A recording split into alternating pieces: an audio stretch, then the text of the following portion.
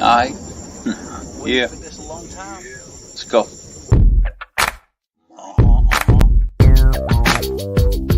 Here goes buddy, money, there. Joe's paranormal.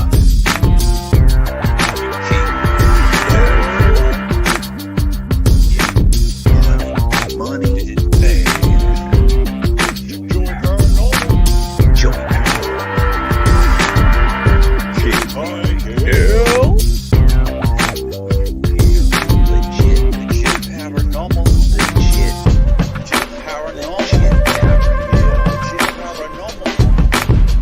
Legit paranormal. Legit paranormal. Hey, who'd you talk to? What's going on? It is me, Mike Lepre, King Michael. This is Legit Paranormal, brought to you by LegitPodcast.com. It is August 28th, 2022, 0828 2022. 8 minus 2, 6. And then there's another 6 on the other side, but then there'll still be 8 in the middle. I don't know. I can do a couple things with it for the math geeks. Joining me as always, buddy, money, there. What's up, buddy? Good evening, Mike. How you doing tonight? Oh, I'm doing good, dude. I'm drinking all of the leftover cold Trulies. Oh, the Trulies. Oh yeah, I'm just going flavor by flavor. I don't even care. I'm mixing like mango with Bam. Yeah, it's no calories, right? It's good for you. Unlike the beer that I'm drinking tonight. So, buddy, let me ask you something. Yes. How is the lake going on behind you? How has things been? Mike, the lake. It's really exciting. It's islanding out here. Yeah, well, watch out. You're going to fall out the window.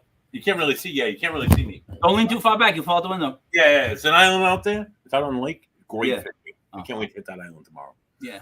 It's as believable as your beers. Joining us, Joey Paranormal. What's up, Joe? Oh man, another day, nothing, no dollar. I didn't work today, so I'm alive. I'm here. I got a beard. Can finally grow out a beard. I'm very excited. It's been years. Way to bring stuff to the show, Joe. Yeah, I finally don't stick out like a sore thumb or look like one, I guess. Nice. I like a little dot show. You got a little separation. I like that. Yeah, Go ahead, Joe. I was gonna say that I have a theory about why the hair doesn't grow here, but I don't know if I can say it on air. So maybe I'll tell you guys off air at some point. To be honest, Joe, my theory, I'd have to tell you off air too. So I agree with you. I probably agree. Buddy, let's get into your beer quickly because I'll get into my beer quickly because it's kind of related to this week's guest. Wait, hold on. After your beer, and before we bring on our guest, I have to show you this quick 7 seconds that I caught that I think may be proof. So let's see your beer, and then we'll just go into that quickly. All right. So my beer this week is this week's guest is one of our first guests our first guest that we had on Legit Paranormal. This is our 85th show. Our first beer, this beer in one of my first beers was made by this very brewery called Tilted Barn Brewery. You can't see that at all because of the light. Tilted Barn. Right there in Exeter, around. It's a beautiful little barn. They got a farm. They got animals. They get great beer. This beer is called Maho Bay.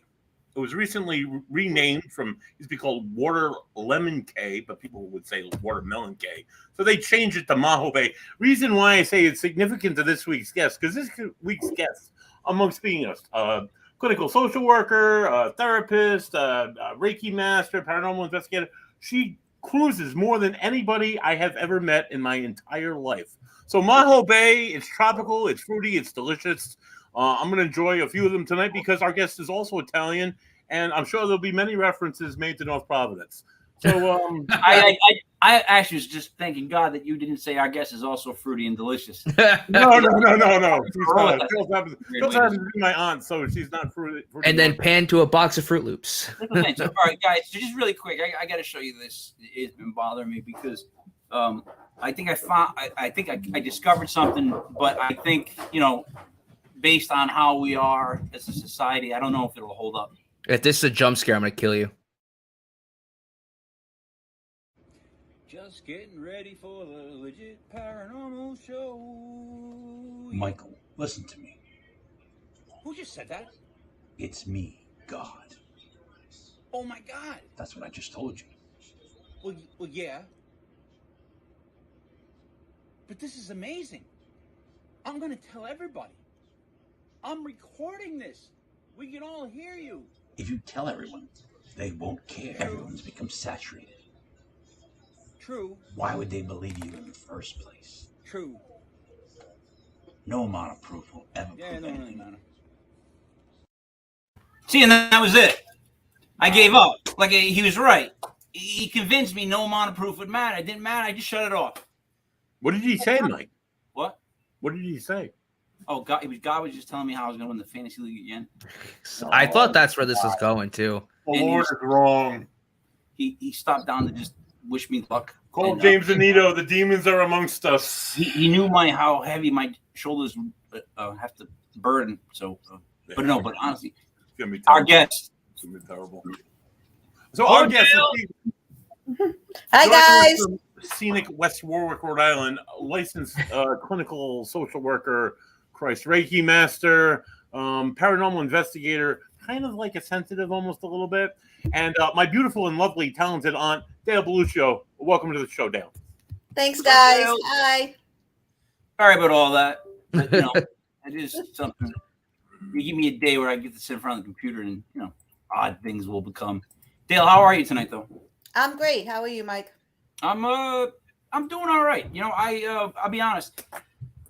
I sat today. I was thinking about what I wanted to discuss with you.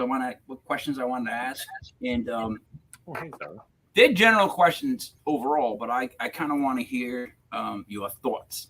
How's that sound? Okay. So I remember first show we had. You had the Pendulum, right? Right. That's the first time I got myself in trouble with paranormal people because I wasn't correctly. From there on out, I learned how to rephrase my Italianisms. You guys should be drinking on that one to properly say something. So I'm going to try it like this. I am now of the belief over the last couple of days, I've had some thinking. I've done some thinking. I've had some time where I've really been out there with it. And I keep thinking there's a positive and a negative, right? I just keep coming back to that. In everything there is, to me, there at least has to be a positive to a negative. I'm a balanced person. I believe in everything's balanced. So I feel like sometimes we're walking in the positive, but you can sometimes actually end up in the negative. Now, I know that there's mental health. I get that, right? I get that side of it. But I almost want to say that I'm actually starting to believe that there really is positive and negative energies and ways of life and just vibes and things that are causing these things that maybe just aren't mental health. Maybe it's just maybe it's an effect of it. But I'm just saying, maybe there are constant negatives and positives that we're dealing with. Because to me, it's two, right? People say that the timeline can go a million ways. All right, whatever.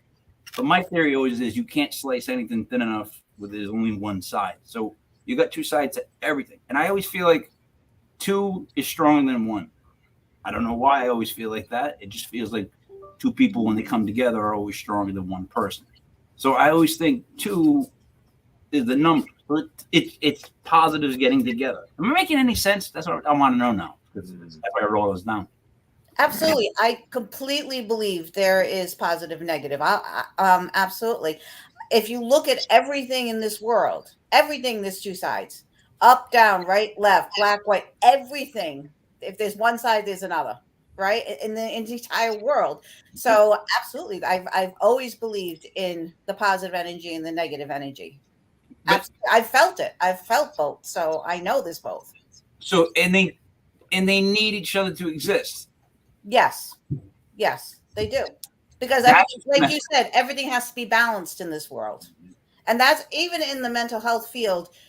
I mean, if I'm going to be doing DBT work with someone, which is dialectical behavioral therapy, the basis of that is to help people balance the positive and the negative. Yep. To understand both sides of it and to come up what we call a wise mind, which is the balance of both. So even in the mental health field, we believe in both sides. Yeah, absolutely. It's almost something like if you don't recognize your own negative, if you don't come to grips with it, there's a voice that's in everyone's head that tells them exactly what they're doing wrong, and they don't listen to it. We all know exactly what our vices are, what our problems are, what we do wrong. Like there's a voice that actually will tell us constantly, even though we may still do these things wrong, right? Yep. That to me is always a fight of positive and negative. But to me, that's literally like there's a internal fight of like I always say to people, I'm nuanced, meaning like I'm good and I'm bad. Like no one's good all the time. It's like we do all good things and our bad things. But I feel like that at times it's like there's an internal struggle of a negative and a positive. I don't know what energy. I mean, I think it's energy. It's just like the old time cartoons that used to have, the devil and the angel.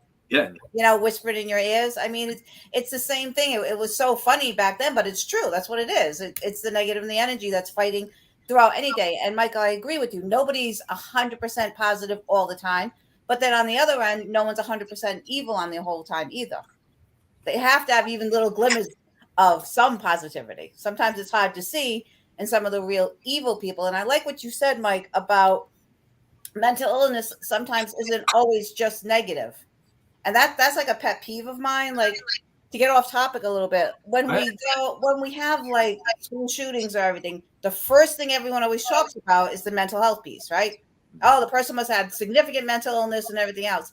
And I don't always jump on that bandwagon because I think the people I work with, it puts everybody under that umbrella now. Everybody who has mental health issues have this propensity to possibly do something like that. And that's not true.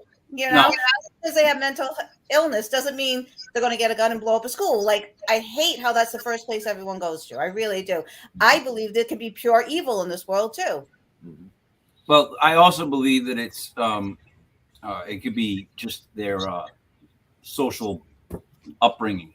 Oh, it can be a lot of things. Yeah. What world are they living in? Because if their world is different than everybody else's, it's different. But wait a minute, this Sarah person. In true mental illness, most people are not self-aware. I'm going to disagree on that one. I'm going to disagree with that too. Right. Yeah, I'm going to disagree on that. No, I do. I disagree on that. Yes, many people with mental illness, and they have a lot of self-awareness of what their issues are. Absolutely. And they know that coming off that medication that keeps them stable will throw them off, and they still do it time after time after time after time after time. So just because somebody has mental illness doesn't mean they're crazy. It doesn't. I can't see Buddy because I'm going to disagree with Buddy because I'm going to tell you that not all people are like that. They're constantly getting off the medication. They constantly no, but that's a big thing. That's a big thing, Mike. All right, I think mental health got infected. I know we're off course, but I think it got infected by addiction. I think addiction snuck in there, and people got confused with really what's going on. Like, I think but addiction is a mental illness. Yeah, agreed. But what I'm saying is the addiction level has increased. So the people with mental illness, they're easy to just say this about because they're missing the medication. They're chaotic. Their life's always scrambling. They're constantly trying to. And I know we're really off topic here, but for me, since COVID, the thing that's gone off the charts is anxiety and depression. Mm-hmm. More than anything. That's really gone off for all ages.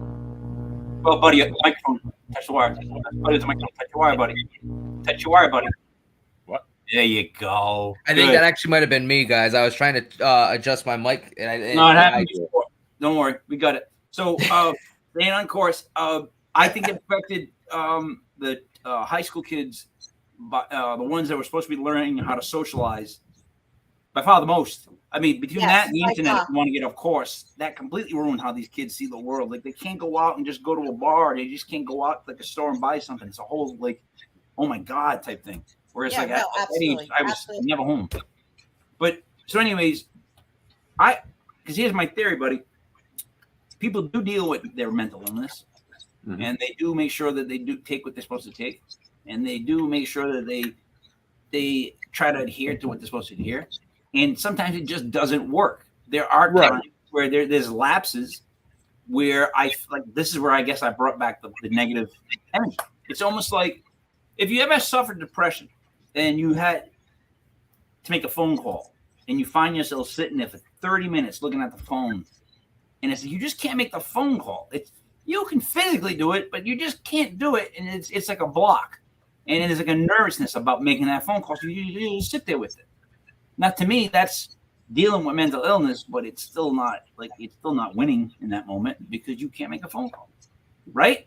So that's true. I wasn't referring to mental illness in general. I was just thinking about the population I worked with most recently who would be in great space and then not stop taking the meds and then go right back to it, and it's just over their lives, just like a revolving door forever.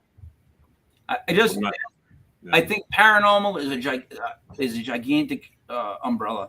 I think mental health is a gigantic umbrella, and I think you get all kinds of things caught under those umbrellas, just ridiculous things, and they just attach to it. You know what I mean? So I agree with you that they use it as a too broad of a term. But I gotta be honest. If you want to talk about two things that definitely connect, and it's not talked about enough, is mental health and paranormal, because Why? What do you mean, Mike? Because there's definitely signs of people wanting recognition and the willingness to do whatever you have to do for said recognition. Mm-hmm. Like that need to be accepted and to be somebody that discovered something. Whereas like we had a guy on, we were supposed to have a person on that was a complete fake. Everything he did was fake. So it was just like kind of creepy. So it's just like, I think there's a lot of that in that sense. Yeah, but do you think that was mental illness? Yeah, I think there's a mental illness Or involved. do you think that was just his personality? He was attention seeking, and that wasn't necessarily. Maybe he was antisocial and he was Buddy, taking buddy, I'm trying to hear you. But all right, touch your mic. Touch your mic. Thanks, buddy. We're good. We're good again. That hum kills me.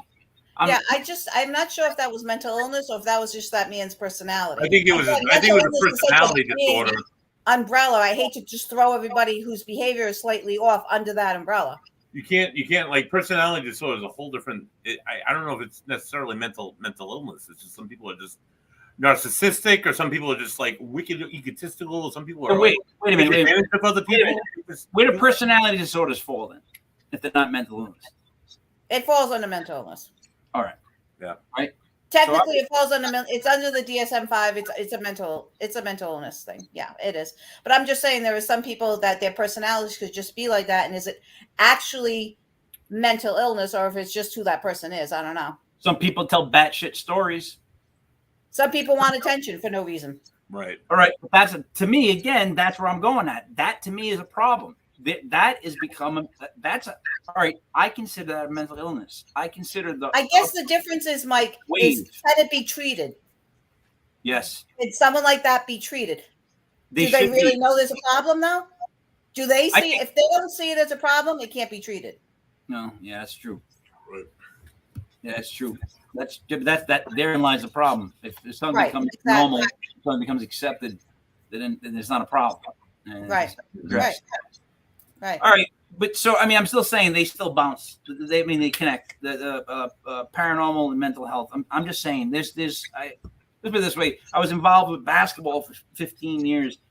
I didn't deal with as much as I did with being in paranormal. I mean, just because you've seen UFOs, you've seen spaceships, you've seen aliens, you've seen cryptids, like you've seen Bigfoot. Not everybody's seeing these things. You know what I mean? Like I can't be the guy that goes, yeah, everybody told me the truth. Hey, Joe, remember that guy told a story? That's all the truth. But some of it's batshit crazy. When I say that, I'm not being insulting. That's kind of a funny term of endearment for me because it's something that's like so much I got to listen to that I'm like, wow, this is like a long, detailed, fake story.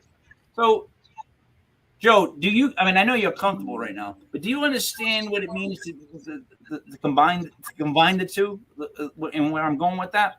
I mean, I'm gonna be like brutally honest. This conversation is definitely way out of my wheelhouse because I I can personally say that I've dealt with depression, but not on the level where I needed any kind of medication or to see anybody. Like I was able to will myself out of it. So I don't think that was a clinical depression. I just think it was, it's just a mental block that I got over. So I'm really not good with this stuff because I didn't go to school for it. I don't work in it like Buddy does or like Dale does. My fiance would be perfect for this conversation. I wish she was here. But just imagine that lady from Cranston. You and I went to her house. James, Anita was there. You remember that lady? That's I can definitely say in the almost decade that I've been doing this that there is definitely a fine line between people who actually have a real problem with paranormal activity and then people who maybe don't understand that there's something else going on inside their head that's creating that kind of activity or the perception of that activity. Because even sometimes that mental illness can create a paranormal-like experience that goes on. Dale? Yeah, Joe, that's a very valid point. I mean, we could have a conversation about, are people that have mental illness, are they more, for lack of a better word, open to seeing things for the paranormal? Yeah. We don't know, right? All this paranormal stuff, let's be honest, guys, it's all guesswork, right? Mm-hmm. None of us have died and come back. So we really don't know anything for sure. I mean, we collect a lot of data. We know a lot of our information. We have a lot of EVPs and all that stuff, but nothing's ever been proven. So how do we know that maybe all these people that might be called like batshit crazy, maybe they're actually are seeing this shit? Maybe. You know what I mean? Yeah. Who knows? Nobody knows. No, I over the other side, we may say, shit, all those people are batshit crazy really had it right, and we were all wrong. Yeah. Agreed. But whenever I use that answer to a question, like, we don't know, maybe we could all be whatever, that throws out, I can throw out any question with that answer in that sense. Like, we really don't know. So we don't know what's going to happen when things go south and we go someplace else. But, Joe, I honestly think that, see what you just said you had is a little form of it, and that's a sign of it to me. Like those are the signs that you have. You know what I mean? It is what it is. I don't think everyone's batshit crazy. Well, I think me personally, I do think everyone's batshit crazy. Almost everybody I meet, but that's my issue. That's why I'm batshit crazy. Yeah, but I don't want to be normal. Normal's boring. So yeah, all right. So that led me to my second point. So when you realize that you're a little bit off, a little bit different, and you learn to accept your differences, and you have to work through them and live with them. I think that's ultimately what the thing is. You have to just live with who you are and just get through it.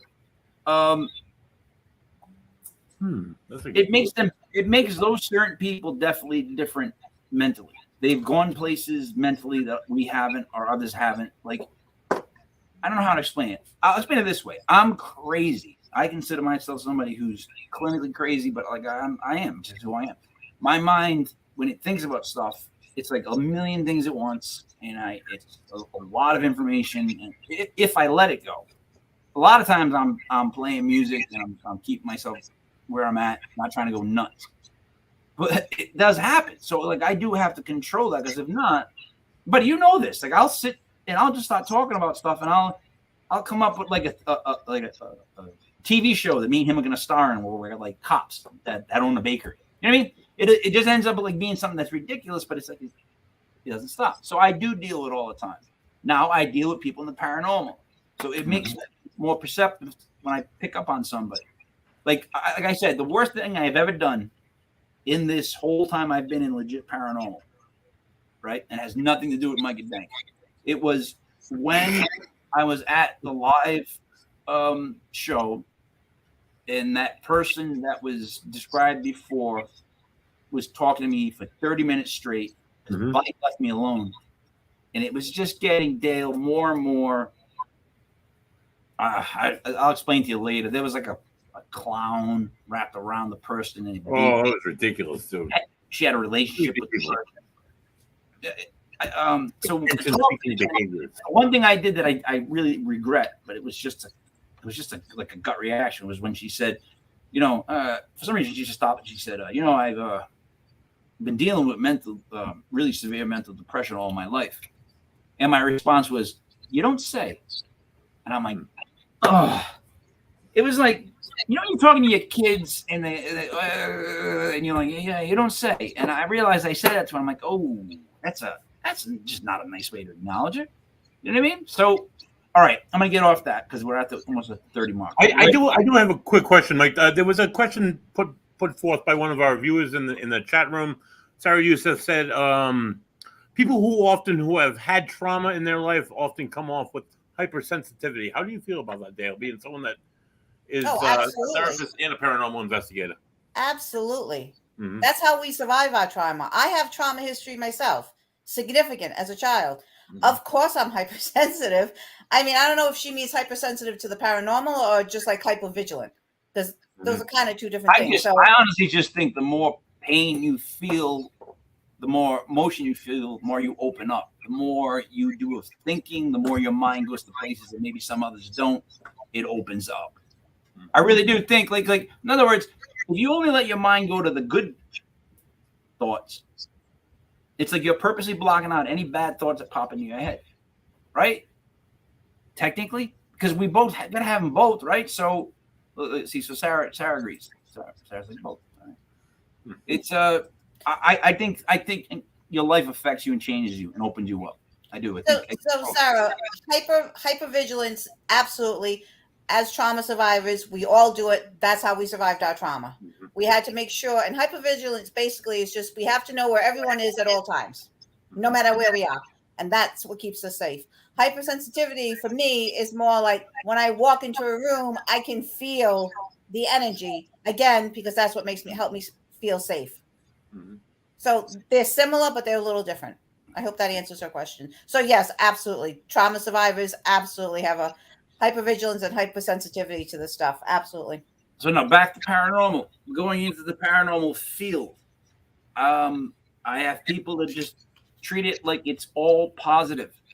All positive. Oh, just a good time. It's all a good time. Like, oh, let's go to this place because it's haunted. Hey, let's go to this place. This is haunted. And it's a good time. So I get that it's a good time for everybody listening. I do. But in a weird way, it's like, how is that a good? I don't. Like, aren't you afraid of letting the dark in? Like, is no one else afraid of the negative? Because everyone talks about how positive everything is. Oh, it's a haunted this, haunted that. I sat on a haunted toilet. Oh, I'm gonna be blessed for days. It's like, you don't think your ass is gonna get haunted? Like, you don't think diarrhea? No, being serious though. Can I answer that? Go ahead, Dale. I think that we are always, no matter. First of all, two things, Mike. One, I don't necessarily believe in haunted houses. I believe there are spirits around us everywhere, no matter where you are. There's probably some in the room with you right now, Mike. They're everywhere all the time, no matter where you go. So I don't necessarily believe in haunted houses. I believe there's spirits in my room right now. Like, I think they're always with us. Okay. So that's number one. What else did you say that I had? Now I lost track. Shit. I talked about a haunted ass. No. So when you are working with energy, which is what we do in the paranormal, right? We work with the positive and negative energy. I believe you can always be in control of what energy you want near you. So when I go into an investigation, I always make sure I'm surrounded in white light. I always make sure that nothing negative can come near me or can attach to me. I have crystals on me. I am always in charge of it. Now, I've done Reiki sessions before where I have felt negative energy on the peripheral around me trying to get in. I have. And it took all my strength and me keep surrounding myself with white light and holding onto the crystals to keep the negative energy away from me. I definitely felt it. And then after the Reiki session, I learned that the girl I was working on was actually playing with the Ouija board. The Ouija board. So I was like, yep, that's probably what I felt. You need to get rid of the damn Ouija board. So it explained to me why I felt it, but I definitely felt it, but I wasn't scared of it. You have to almost respect the negative and the positive. So, all right, wait. So this woman had negative energy attached to her, and it was trying to bounce from her to you. Yep. That's terrifying. It's all hell. Right. It's terrifying. It's all hell. See what I mean? Touching energy like that. Now, this girl, she's living with this whole thing. Did she believe you? She was 15. when I went out and I told her mom what I sensed and that they should go and get rid of the Ouija board, I was laughed at and was told, Dale, you're just being over dramatic. There's nothing wrong with the Ouija board. It's just a game. I'm going to let her keep playing it. And I gave her the best advice I could and told her, no, it's not. It's nothing you mess around with, especially a 15-year-old girl. God, no, get rid of it out of your house. But I just got a quick question when we're talking about the Ouija board. From one paranormal investigator to another.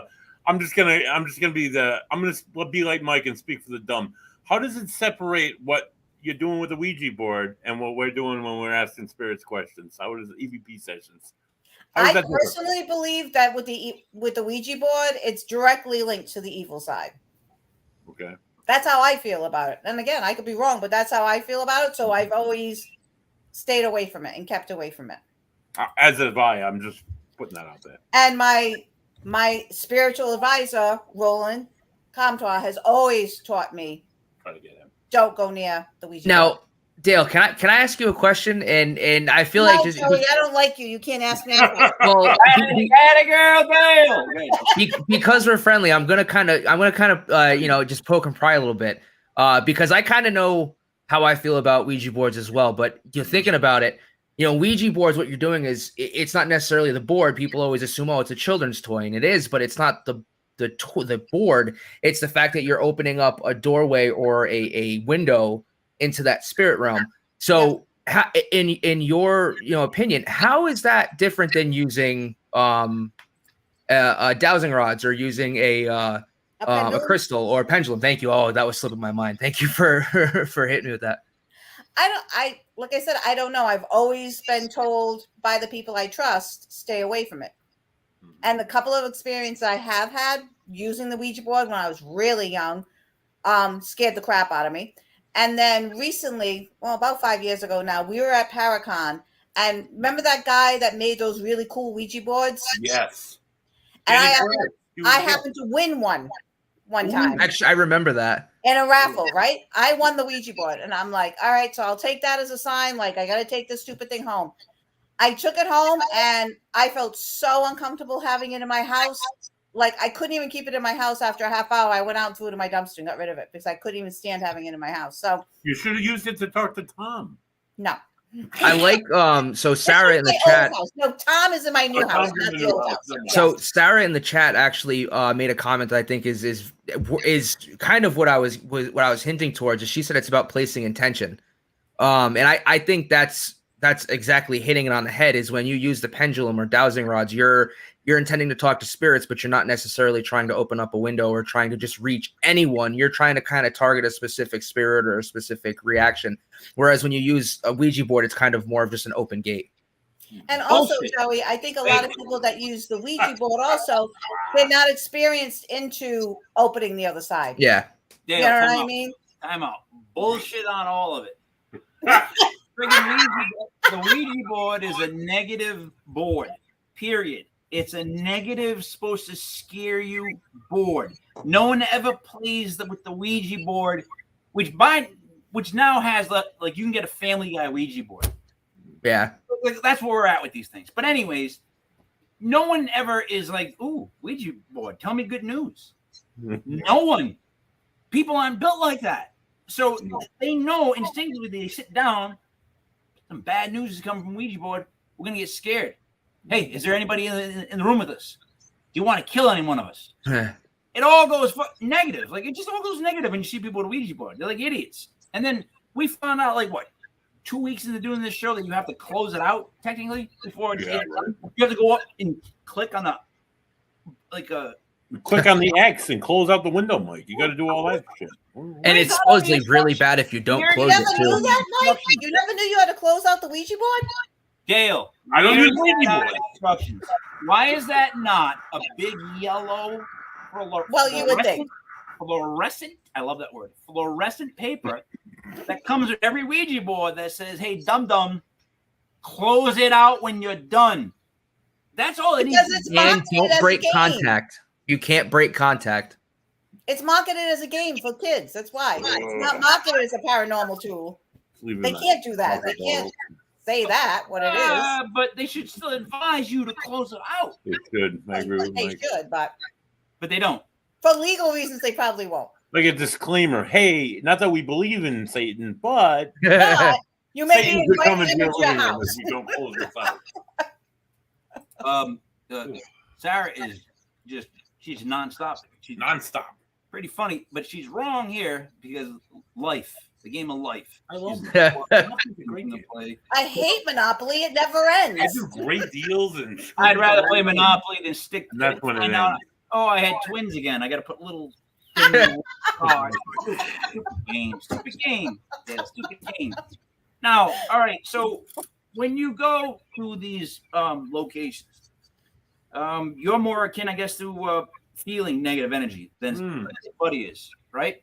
You pick up negative energy before Buddy does. Would you? Is that? I don't know if I'm more akin to negative energy, just to feeling energy in a room.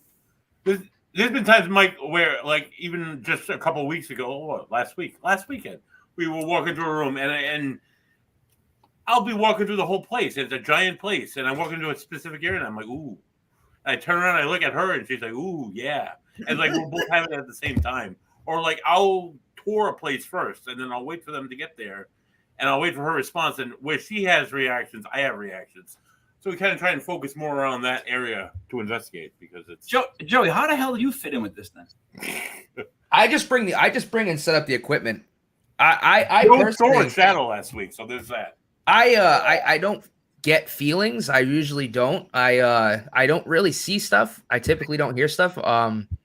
So I don't fit in with this at all. I walk in and I go, this place just looks old. But I think that's part of like, because I want to answer. I know it's not my show, but you always talk about everyone that comes on. Like, how are you not worried? How are you not worried? And honestly, man, I personally am really not. I've only been worried in one location I've ever gone to, and even that, nothing followed me home. So I think that my veil, personally, like my beliefs are like nothing's gonna follow me. I have nothing that's gonna like bring me down. Like if there's any negativity in my life, I can overcome it by just being positive and seeing the good. So like I personally never really get worried, except for the one place where I thought we would be murdered, and we probably were really close to being. Joe, let me explain something to you. Here's sometimes what I see when you talk. I picture like this like young kid, and he's got like the sun behind him, and he's walking off into the distance, right? And he's got to walk this long road called life. And like throughout this long road is all this miserable shit, right? All this crazy miserable shit that makes you like more open to stuff. Like I'm afraid you're gonna have a day where you just break down crying, dude. You hold everything in. You don't have any feelings. You just said you don't. What is it with you? I think you'd be surprised, man. I don't know. I mean, I've had some pretty negative shit happen. I've gone from, I'll put it this way. Before I joined the military, I was very down on life and I didn't really see any positives of where I was going, and not saying the military changed my life but being able to pull myself out of that just showed that like, no matter what, like I'll be able to pull myself out of anything. So yeah, like I get down and I get like, sad and all that BS, but I don't know, man. Like I'm 30, like I have experienced some stuff, not as much as you guys, but I'm not, there might be some point in time, like I'm about to get married, like I haven't had kids yet, like I haven't, gone house hunting. So there's still time, but I ain't really, I'll take things as I come, and I kind of just deal with everything. I roll with the punches. I don't know. Like haven't had kids yet. Yeah, I'll break down eventually. Once that happens, that's when I'll start breaking down, I guess. Oh man. I know my fiance, so she can hear me in the other room, and she's probably just waiting for me to come out so she can strangle me. So Dale, when you walk into a room and you feel a negative energy, do you leave? You sit with it for a second? I sit with it. I would never leave. Oh no, that's the best time. No, you're not going to leave. That's what we go after. We go after trying to feel the energy. So no, no. The Bigfoot theory, Mike. We don't run when we're looking for Bigfoot. We run after it. We run into the buildings. Yeah, we hear a noise. We go after it to try to figure out what it is. That's what we do. I mean, I lived now in 2 places that have been haunted. I live with them. I mean, we've had, buddy, how many sightings have we had in my house now? There were a good half a dozen within like a couple month period. With all different people seeing the same guy. Myself included. And yeah. It was so vivid and so clear. That was the second time I've seen like a person that I thought was a person, and then I looked and they're going, it's like, they were right in front of me. And it's like, I thought it was a person. I could tell you what they were wearing. I can tell you exactly what they look like. And then when I do the research, which is even more mind baffling, is you see an exact, which I just tried to look at it up on my Ancestry account I gotta re-up it. But when you see the person's like who lived there, their details, like, holy shit, this is the guy I saw. Or you see their pictures, like, oh my God, I just saw that person. And they're dead. They've been dead forever. And it just blows your mind. It's incredible. Yeah, So he's the former owner of our house, and he died in the house. now, Yeah, Joe, early 2000s. you know them very well, right? You've never seen this person. So I can attest I have seen like shadows out of the corner of my eyes at Dale's new place. It was, I think, probably like within the first month or two that you were there, we had a meeting, and I can verify I haven't seen a full bite apparition. I never have, probably never will, but I have seen shadows and movements out of the corner of my eye at her What place. does out of the corner of my eye mean? Let's break that down for a second, because I see shadows and stuff out of the corner of my eye all the time. That has nothing to do with the fact that there's actually a shadow person. It's just Or does it? Or does it? Yeah, why can't it? Why can't it? Wouldn't you think that it would be less scary if you saw something out of the corner of your eye instead of something that like appeared right in front of you? Wouldn't that scare the crap out of you? I think they like sneak up on the side to see if you're more open to it, and the more open you are to it, then they'll come more clearer to you. Like Buddy and I think on the other side, I think they see our energy is very bright. Absolutely. I think Because we believe so much. So that's why they come to us. so they Right? The veils are a little thinner, honestly. And like I tell a lot of people, since I started doing Reiki more often, my veil seems to become thinner more quickly than it does just investigating the paranormal. Just than being around it. When you're opening yourself to that energy and that light, it just, I don't know what it is, but I've heard it from mediums, and I can attest for myself that since I started doing Reiki, it's like I've had some really clear experiences. Hey, this basically means that looking out of the corner of your eye is different than looking straight forward. Just with really big words that you and I could not write. Thank you again, Sarah, for that. Peripheral vision has different optic receptive cell density. She asked a really good question before that too. I know, but she's not reading her crowd. Like, we don't know those words. I don't want to read a sentence like that. I mean, you knew the words. You were able to break it down for us. I got a headache halfway through. They're too big of the words. Just sum things up for me. Dale, so yes, you sit with the negative energy. What are you trying to do? Are you trying to rile it up? You trying to figure out what it's there for? That's my point. Like, if you're going to sit with negative energy, what's the goal then? I try to figure out what they want. Why are they here? I would never try to rile them up. I mean, no. I mean, that's one thing, Buddy, since I started investigating with him, was something that he was always adamant about it. We're always respectful of the energy that we investigate. We never try, and there are other groups that try to rile the energy up to get them to do something. We will never do that. We will never try to go into a place and tell them they have to leave. We never do anything like that. We're always respectful of whatever energy is there.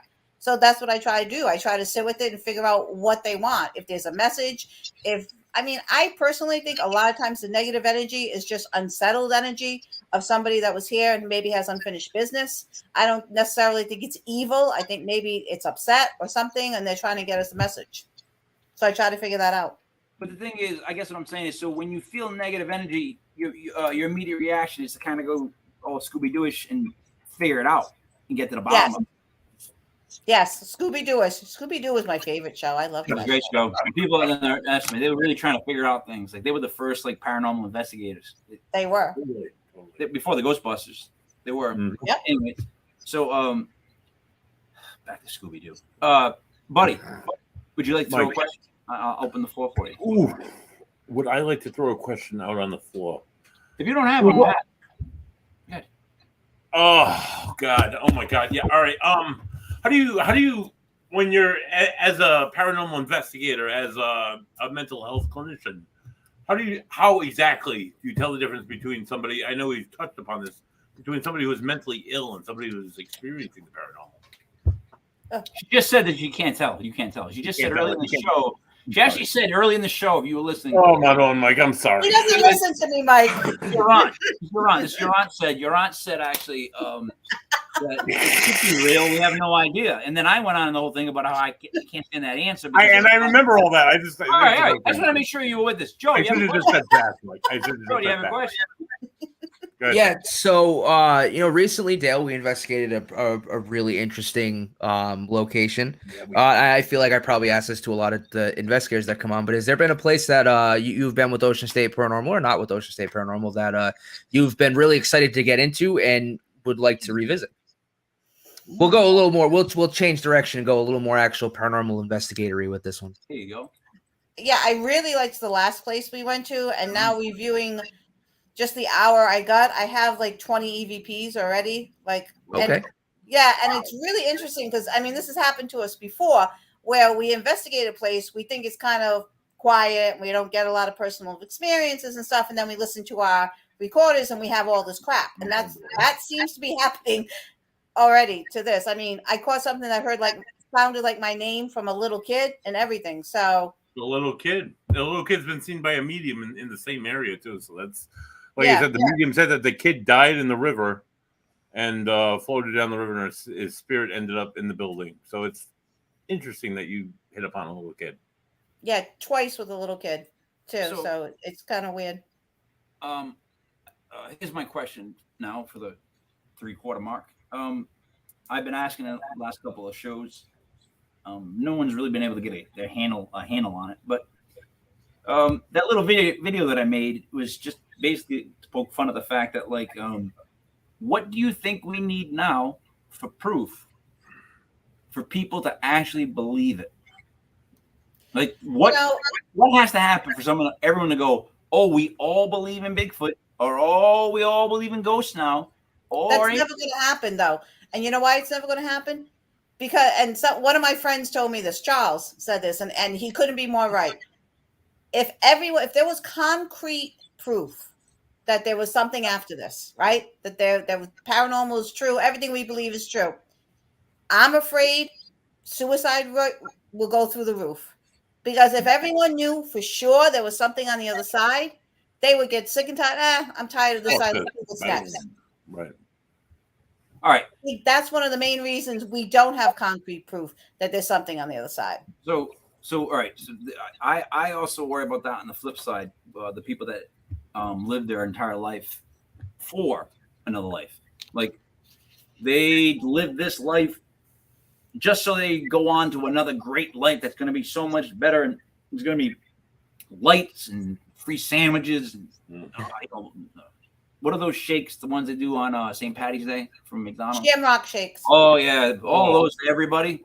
Like they think that's what's going to be, but it's like I say to a lot of people, just live now like it is that, and pretend that there's no afterlife. Like I know that sounds kind of sad, but in a weird way, it makes them focus on what they're doing and enjoy or respect what they have now. So you think the people that believe that there is definitely something after this are not living their true life now? I think they're living in a way that they don't want to break rules or do things that they think might affect their entry fee. But what's wrong with that? Try to be the best person they can be, because there's nothing wrong with that. The rules you're talking about is like trying to be kind to each other and not do mean things, and not murder and steal and stuff like that. So what's wrong with trying to live a life like that? Well, because sometimes whether there's an afterlife or not. Well, because sometimes you have to steal. There's times in life when that happens. I'm just being honest. Like I'm not saying like I would go steal someone's house. I'm saying in life, there's times where you have to do all of these things. You may be forced to do all of these things. I'm not saying you purposely choose or whatever, but life will deal you hands where you have a couple of choices, and they're not always pretty choices. That's my whole point of being nuanced, and you have to do what you have to do. So it's like, do I live the life that is best for me in the sense that, like, of course, I'm going to be always positive to people, but I'm going to also be protective of my family, and I'm going to make sure that they're happy, and I'm going to live in that happiness, right? That's what I'm going to do. So how is that different than the other people, though? Than dealing with the other people? How is that different than the people you say that live for the afterlife? Don't they do the same thing? The praying, the kneeling, the standing, the going here, the going there. Oh, so it's the religion part. Right, so all of it, but religion is those principles that carry over to a lot of people and just how they live their lives. They don't do this. I'm not gonna step on a crack. It's gonna break my mother's back. Right. This is possibly things they think that are really gonna help them get in or I not. still do that. Is that? What you say? I still avoid cracks when I walk on the road. I believe that, Joey. It's OCD on my part. Don't hurt Cheryl Britland. She's a lovely lady. I can't. If I find a coin and Who it has back issues? tails up, I can't pick it up. You guys like that? If I find a coin tails up, I leave it there. There's coins literally all around my house that are tails up that someone else has to pick up. I won't do it. I digress. So no, yeah, I do think that's different. I think it is a little different like that. I think that people that are living, that there are some people, buddy. Would you agree? There's some people living like for the next life. Like Oh yeah, absolutely. They're preparing. They're doing good all the time, or they're doing evil all the time, and they're preparing to go on to the next level. Of course, yeah, absolutely. And that's bad? No, not necessarily. Joey, what I do guess you I'm thoughts? thinking you should do that. So but- I don't know if this is what Mike is necessarily saying. Yeah, it's your new name, King Bike L. I just think that there's a point where if you try to live knowing there's an afterlife, some people may not live in the life they have now. And I think that's maybe what he's tiptoeing around. There's nothing wrong with living your life based on your own values, but it's possible that if someone is so intent on getting to that next gate, into that elusive club, it's possible, maybe they don't always live in the moment and live for what's going on now. They're living for what could happen down the road. That's, maybe I think what he might be kind of getting at. And that's what I'm saying. It's the same people that just film everything because they're going to watch it later, events in life that they never watch later, because I never watch events later. And that's why I don't film them. I just watch them with my face. My camera, I just go. A great example of that, it's a movie called The Secret Life of Walter Mitty. And there's a moment where he's trying to find this photographer. He finally finds him, and he's in this mountains in another country. And there's this snow leopard, and he's trying. And the photographer has been trying to get this snow leopard on camera for his magazine. And when Walter Mitty finds him, they find the snow leopard, and the guy goes to take the picture, and he stops. And Walter's like, well, "Why aren't you going to take the picture?" And the guy's like, "Because I want to enjoy this moment for what it is. I don't want to view this moment through a lens. I want to enjoy it as we are right now." And he doesn't take the picture, and I think that kind of ties in. It does. It does. I'm just saying, Dale, I'm not saying everybody does. I just say I don't like that when people like totally abandon the idea of being good. And they're like, fuck it, I'm gonna do whatever I want, and they don't care about the afterlife. And then I don't like when people are so concentrated on it that they're living for it. I think people should just live right now. And if they just focus on just right now, then that would be fine. I think they'd be fine. I think you're happier when you right now. And on top of that, when you help people, you feel better. That's a guaranteed fact. I could prove that. Like, I don't know how you can test it in people's bodies. You would know that. What kind of things bounced up high, pH levels. I don't know. But when you're good to people, you feel good.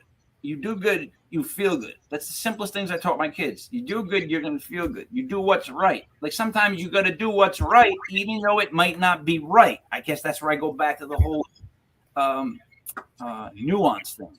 Sometimes there's just situations where you do what's right socially, and it's like, yeah, but if you did what's right for you and set up for yourself, you might cross a couple lines, but things will get taken care of. Buddy, am I making sense now to you? Yeah, sure, Mike, a little bit. Dale, you're following me. I know that, right? A little bit. Joey, are you? Nope. I just said that just to mess with you. Oh, it's not just me. No, I mean, I'm tracking. Because I can always It's go to hard. the gym. It's like tracking you through a jungle, but I'm tracking. All right. Because I'm just It's saying. like when Joe talks and talks and talks and talks. It's kind of like that. I All am right. making sense. All right, Listen, buddy. I started with the positive and negative, right? We went all the way through this. We discussed the different mental health or paranormal. I think more discussion needs to be had about that personally. That's I just do whatever. We talked about being in the negative, being in the positive. like a constant battle. We talked about moving forward, having more positive, I guess, to get you through, right? It only makes sense, right? That's what will get you through. So on a day-to-day basis, evil versus good. How often do you think we are driven to make a decision, an actual decision? Between good and evil? Yeah. All throughout the day. Constant. We're faced with decisions thousands, if not hundreds of thousands of times every day, and it can lead you down either road A or road B. And one can be positive and one can be negative. That can happen throughout the course of the whole day. We always have choices. So sometimes when you make a bad choice, have you ever felt, I guess, like it wasn't just you behind the steering wheel? I can't really say yes to that. No, I've always felt like I was in control of my decisions, even the bad ones. I was like, yeah, that was a stupid mistake, Dale. You know, I've never felt like I was driven by an evil force or anything like that. I did have something that was attached to me after I did Reiki at one time, and the negative energy was attached to me for about a week. And my husband noticed the difference in me, and I noticed I couldn't get out of my own way, and everything I saw was negative. Everything in front of me was negative. My depression went through the roof. Everything was awful for a solid week until I could rid the negative energy that was attached to me. But and then I didn't really make any major decisions. It was just an overwhelming feeling of dread that continued on for like the entire week. It was terrible. But you still continue Reiki. Oh, of course. See, again, there's where I get lost. No, I mean, serious. You just had a whole week like that. Yeah, but I came through the other side. I'm okay now. I had a really rough week. I went to people I trust. They helped me cleanse myself, and I'm okay. Dale.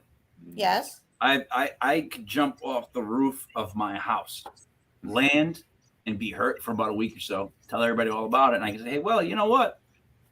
I'm fine. Going back up on that roof. I'm gonna try to go higher. You know what I mean? It doesn't make sense, but I guess it does make sense. But it doesn't make sense at all to me. Because why go back and touch and pull out negative energy that could come home with you? Because I learned a lesson. I let my guard down that time. I thought I knew this person. I trusted them. I didn't surround myself like I usually did. I let my guard down. And that's what happens when you let your guard down. And I learned I can never do that. No matter who it is. I can never let my guard down like that again. What do you mean? All right. What do you mean by let your guard down? What is your guard? What guard are you putting out? Because literally, I think this is a guard. I'm in guard position. What do you mean by guard?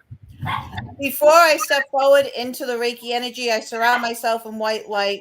I surround myself in strong, positive energy so nothing can break through that. I didn't do that this time. I just kind of stepped in and started with the Reiki. And I messed up. I should have never done that. And that's what happens. You do that. But even I always have to remember, I open myself up to the other side to letting energy come through, and sometimes negative energy can come through. So what you're saying is, it was just a simple mistake that caused that week of misery. Yeah. All right. So mistakes, they do happen. Especially with this show, this podcast, this whole website, we know about mistakes. They happen, right? Make a thank. 40-hour film festival winner. 40-hour film festival. So, what did you say, buddy? Oh, no, Make a thank. 48-hour film festival. Yeah. You confused me. I guess I just want to get back to this and with this. You're not worried that you have to follow rules to keep negative energy away. Like, in other words, if you make a mistake, which is like one of the leading causes of death right now, it's unknown causes. Just something bad happens, malpractice. You just do something wrong. Something can happen to you. You're gonna pull something out. Like, it's like you're walking on fire, but you trust the shoes you're wearing. But it's like, what if you put them on wrong? Like, why would you still walk on the fire? Maybe because I'm basically a positive person, and I believe the power of good always will trump over evil, and that's what I hold on to. So I know it sounds really Pollyanna and it sounds really naive, but it's the way I look at life. It's the way I deal with everything. Joe, do you think good will always inherently triumph evil? No, sadly, I don't. I think we've seen just in the history of the world that it does not. Sometimes evil wins. I mean, good will. That's tough because eventually good things happen. But if you just look at history, like bad things happen, good things happen, and bad things happen. Like it's just a constant one-upping, and I don't think neither good or bad will ever, I think, trump the other. I think it's just always going to be a balance. There'll always be good. There'll always be bad.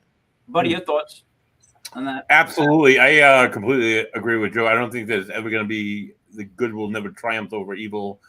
Evil people will always walk this earth and fill our institutions and make us crazy because they are awful, terrible people. And Dale, I agree with you 100%. I do not agree with these other two. I won't call them what I want to call them.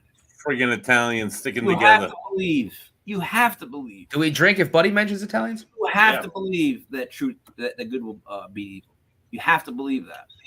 I almost feel like we're as people, we're supposed to believe that and at least be behind that and try to make that be the winner. Like that's the horse that we all bet on collectively. Like, that's literally who we're on. So I always think that as bad can be, good a small thing of kindness can trump that, because not, that's a weird word. Weird word nowadays when I use the word trump.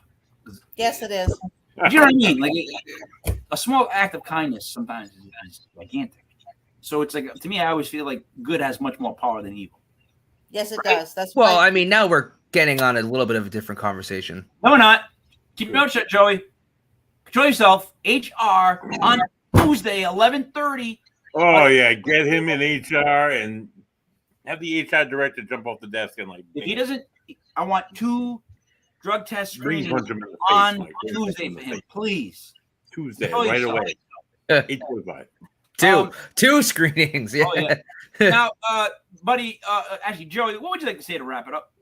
I mean, it's the same thing I always do. It's always nice getting to have a conversation. I think what's even better is getting to have a conversation with someone I know I've investigated with, spent time with. It just makes things flow a little bit better. At least for me, I don't sit in the corner kind of quiet trying to confabulate what I'm gonna say next. So it's always fun. Dale, appreciate you being here. Great show for me to come back after my 1 week hiatus. A little spotty, so good to be back. Good to have a good conversation. Buddy, Joe wasn't here last week? No, he wasn't with us. He was a Parano show last week. Hey-o. Buddy, what would you like to say to wrap it up for that horrendous joke? Oh, Jesus Christmas. My dearest, most loveliest aunt, it's been a tremendous pleasure speaking with you here on the computer, as it always is in person. And it's nice to talk to a fellow investigator and somebody who understands mental health and that it's all like wrapped up in this big awful web. And just to talk about it every now and again, it's fun. Tune in next week. You will not see my beautiful face. You might see Joe because he's not going to be with me, that piece of shit. And Mike, as they welcome Lee Strauss. He's a UFOologist. He's from the West Coast. He's from Washington State. He has a lot of good UFO stories and tales about the aliens. And tune in next Sunday to hear about. So, buddy, he's from a different time zone. So when you talk to him, let him know it's going to be 4:00 his time, 7:00 our time. Thank you, Joe. I'm so glad you're part of the conversation. Dale, what would you like to wrap up? Thank you, guys. It's been a lot of fun. I always enjoy talking. I love talking about stuff with like-minded people because there's not many of us out here in the real world that we can talk about stuff like this, but people don't look at us like we're crazy. So it was great. It was a lot of fun. Thanks. I appreciate Enjoy your next cruise. Thank you. I'm going to have your dog. I appreciate you calling us like-minded people. It's a compliment. I'll take that. The best compliment Mike's gotten in like months. It was a good show. I enjoyed talking about positive and negative. It's like I could talk about that honestly for hours. It's just something that intrigued me so much. Like I've learned, now that I've turned 70, when I turned 70, I had a revelation. I said, looking back at 70 years of my life, like bad things have led to good, good things have led to bad. They both kind of had to happen for the other one to happen. So it's just like, it's just both. It's just both. And it's learning to be a little bit self-aware of where you are at the moment. Are you in the negative? You're in the positive. And your voice will tell you in the back of your head where you are and what to do. It's just you can't. It's can you follow it? Can you follow through on stuff? And I'll end it with this. I almost feel like, someone asked earlier about pain. Do you have to have pain to get this or whatever? I almost think life is a bit of pain. Like it's every emotion, every feeling, and we block them all out. We block a lot out. We don't want this. We don't want that. But you have to experience everything. I'm coming to the point where it's like you have to experience pain. Like I sit with pain. I'll sit with like whatever. You got to experience everything, both sides of every coin. That's my little tirade there, but that's literally where I've come now that I've turned 70. Even though you guys did not throw me a party at all, Buddy just stays at the lake, and Joey just stays in his little brother's room, right. And you guys just never. You son of a gun! And you never. You know what? What's even worse is I can go on and on about is that like 3 out of these 4 people in this square box thing here, right, are part of Ocean State Paranormal. Now, one of those people that is not part of Ocean State Paranormal probably does more promoting for Ocean State Paranormal than anybody else in Ocean State Paranormal, right? I keep saying, he's kind of not wrong. I keep saying this. My T-shirt is large size large. Yeah. Large. That's all you need to know. So I get a new T-shirt, guy. So we'll work on that, Mike. I'm expecting that soon. Goddammit. Because all right, Mike. I'll take care of it, Mike. All right. I'm like the biggest promoter here of Ocean State Paranormal, and yet these as if I'm not. You need a T-shirt. Absolutely. Like I'm nobody. You gotta have a T-shirt. It's gonna be sleeveless too. You can't. Yeah, sleeveless T-shirt. Absolutely. What do you mean? They come with sleeves?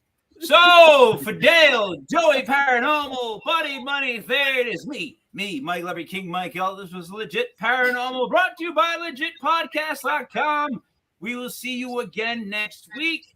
Remember, we now have LegitPodcast.com, the website. You can go see that just for paranormal. We have Legit Fantasy Sports, the website.